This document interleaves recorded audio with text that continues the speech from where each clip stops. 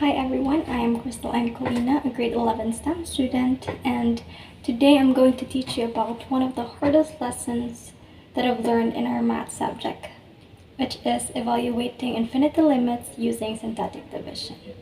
Let me introduce you to our topic. So let's start with infinite limits.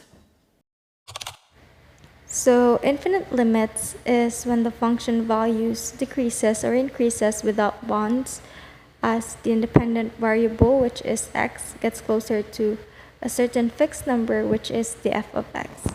This means that our function values decreases or increases without bounds. When we say without bounds, it means limitless, no boundaries or no ending or no limitations. If our function value keeps on decreasing, then it means that our function value is going to the negative infinity. However, if our function value keeps on increasing, it means that it is going to the positive infinity. Before I proceed to the examples, let us not forget these rules in dealing limits at infinity.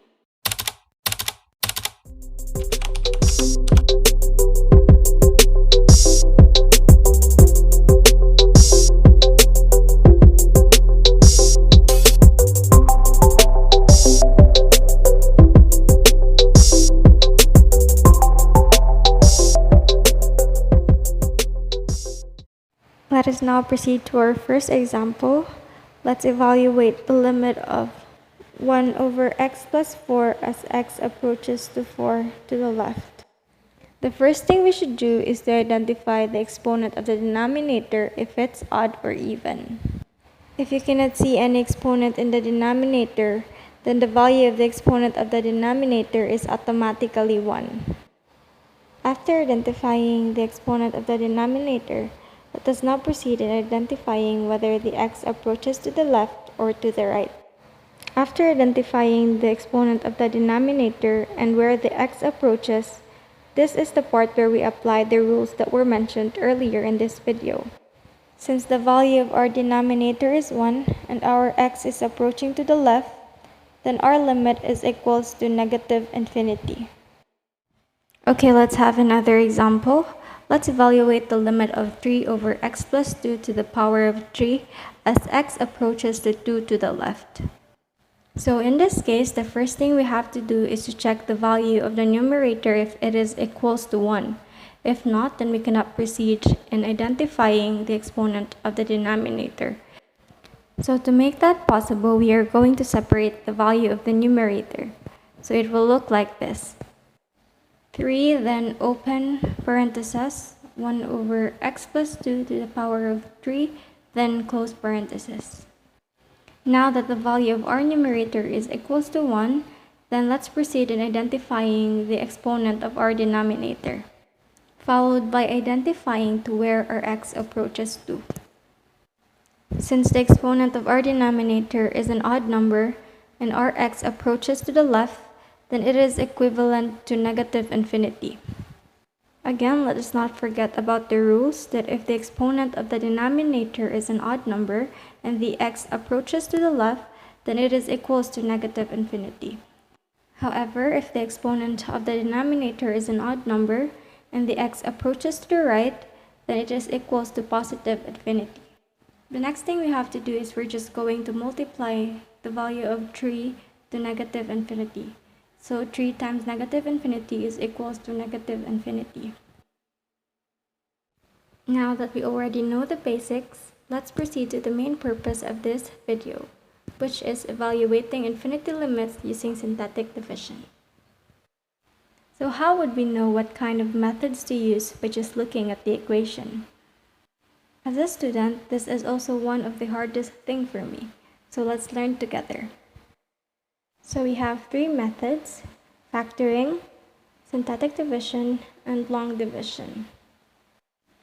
In factoring method, the first thing we should notice is if the coefficients or the variable is perfect square. While in synthetic, we can only use this method if the exponent of the variable of our denominator is equals to 1. For long division, if the exponent of the variable in the denominator is more than 2. Now let's proceed for the example of the synthetic division. Let's evaluate the limit of x cubed minus 6x plus 8 over x minus 2 as x approaches to 2 using synthetic method. The first thing we have to do is to get the denominator, which is x minus 2, and equate it to 0. So x minus 2 is equals to 0, and we will transfer negative 2 and it will turn to positive 2. The value of our x is 2 and this will become our divisor. So this is what it would look like inside your solution paper. So number 2 will be inside a semi-box. Now let's copy our numerator since this will be our reference for our dividend. We have x cubed minus 6x plus 8. Our dividends are the coefficients in our numerator. We have 1 from x cubed, and since we don't have the x squared, then we will put 0, followed by negative 6 and 8. Now that we have our dividend and divisor, let us find now our quotient. First, let's bring down 1 and multiply it to our divisor, which is 2, and that is equals to 2. Now let's subtract 0 and 2, so 0 minus 2 is still 2. 2 times 2 is equals to 4, so negative 6 minus 4 is equals to negative 2. Negative 2 times 2 is equals to negative 4. 8 minus 4 is equals to 4. After identifying this partial quotient, then let's add the variables. Since the highest exponent of our variable is 3, then we will subtract it to 1. So our highest variable will be x squared. We have x squared plus 2x minus 2 plus 4 over x minus 2. So limit of x cubed minus 6x plus 8 over x minus 2 as x approaches to 2 is equals to x squared plus 2x minus 2 plus 4 over x minus 2. The next thing we have to do is we are going to substitute the value of x into 2.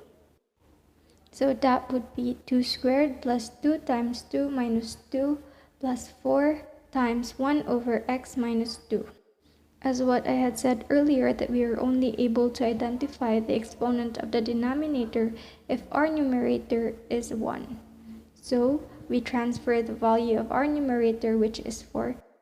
So 2 squared is equals to 4 plus 2 times 2 is also 4. Copy negative 2 plus 4. The exponent of our denominator is odd and our x approaches to 2, which is positive. So it is automatically to the right. So it is equals to positive infinity. Now let's simplify. So 4 plus 4 is equals to 8 minus 2 is equals to 6. So 6 plus 4 times positive infinity. So 6 plus 4 is equals to 10. So 10 times positive infinity is equals to positive infinity. So our answer is positive infinity.